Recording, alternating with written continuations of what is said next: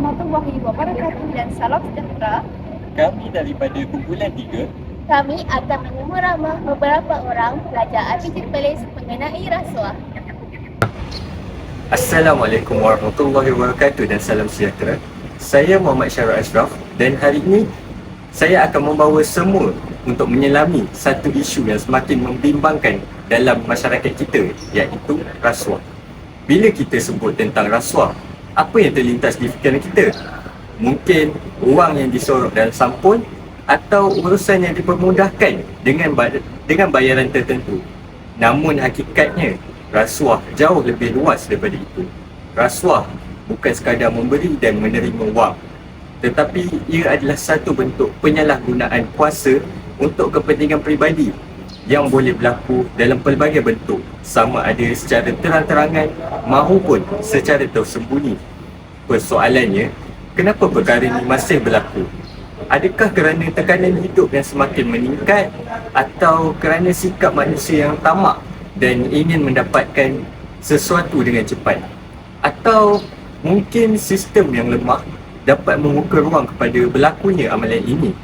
Dalam dokumentari kami ini, kami akan mengupas dengan lebih mendalam tentang bentuk-bentuk rasuah yang sering berlaku dalam masyarakat serta punca-punca yang mendorong amalan ini terus berleluasa. Kami juga akan mendapatkan pandangan daripada warga Institut Pendidikan Guru RPG Kampus Perlis yang terdiri daripada pelajar bagi melihat sejauh mana kesedaran mereka terhadap isu ini. Sebagai pendidik, kita bukan sahaja bertanggungjawab untuk menyampaikan ilmu, tetapi juga membentuk sasiah dan integriti generasi akan datang. Jika kita sendiri tidak peka terhadap isu rasuah, bagaimana kita ingin melahirkan masyarakat yang berintegriti? Oleh itu, dokumentari ini bukan sekadar untuk memberi maklumat, tetapi juga sebagai satu usaha yang meningkatkan kesedaran dalam kalangan kita semua. Apa yang lebih membimbangkan adalah dalam kalangan masyarakat kita yang tidak lagi melihat pada rasuah sebagai satu kesalahan besar, malah ada yang menganggapnya sebagai jalan mudah untuk menyelesaikan masalah. Jadi, pada video ini kita akan melihat sejauh mana pengetahuan warga RPG Kampus Perlis tentang rasuah. Nama apa? Nama Airin. Airin, okey. Airin, saya nak tanya satu soalan. Apa pandangan Airin tentang rasuah? Pertama sekali pandangan saya, rasuah tu dia bermaksud sesuatu perbuatan atau pemberian ataupun suapan bagi menghalalkan perkara yang haram. Contohnya macam seorang student ni tak duduk dalam exam, tapi dia bayar lecturer ataupun pemeriksa tu untuk dia lulus cemerlang. Jadi itulah contoh rasuah bagi Airin. Terima kasih. Jom. Hai, naik polisi boleh? Nama? Awak rasa kenapa seseorang sangat terlibat dalam rasuah? Saya rasa sebab tamak dan sikap tamak dah lama lagi sudah. Jadi individu dia mementingkan diri sendiri sebab dia nakkan kekuasaan dan kepercayaan. Yang kedua, saya rasa sebab kurangnya pendidikan dia murid. Jadi kalau seseorang terlibat pengamat agama dia, itu sahaja tak boleh rasuah. Terima kasih. Nama bila bagi Haris. Nama? Asad. Haris. Haris.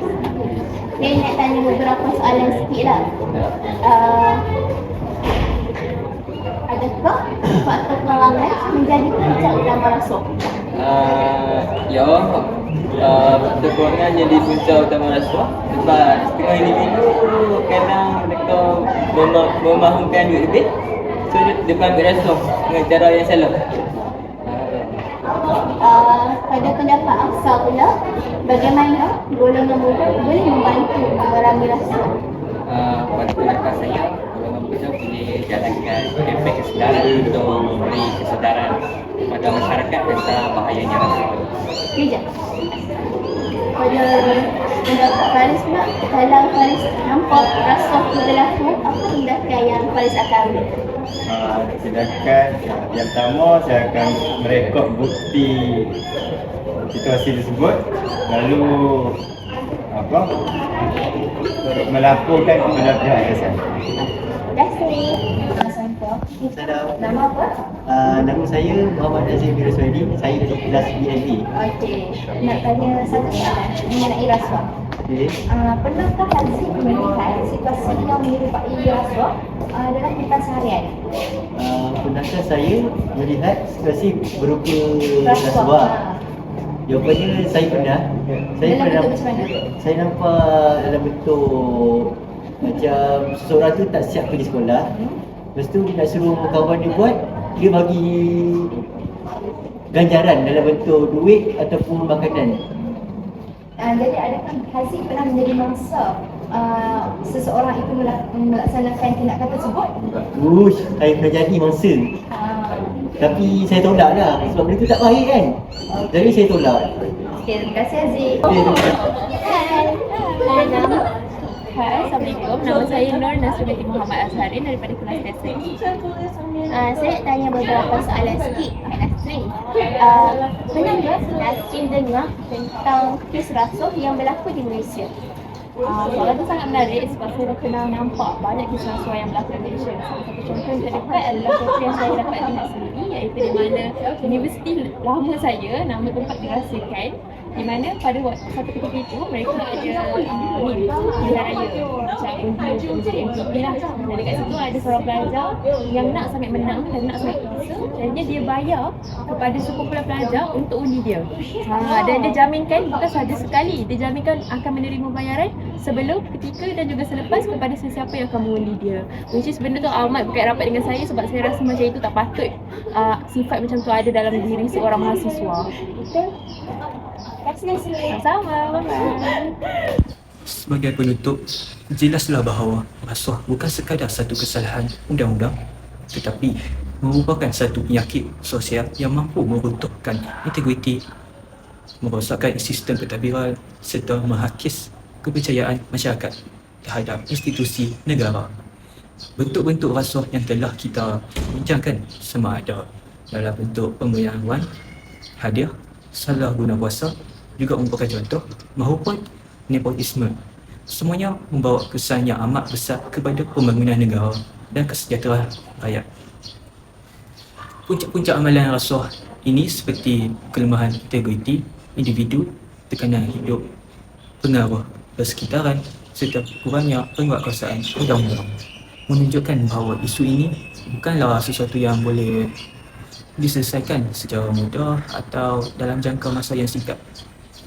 Ia memerlukan usaha bersepadu daripada semua pihak, sama ada individu, masyarakat, organisasi dan juga pihak kerajaan. Namun begitu, kita tidak boleh hanya melihat rasuah sebagai satu masalah tanpa penyelesaian.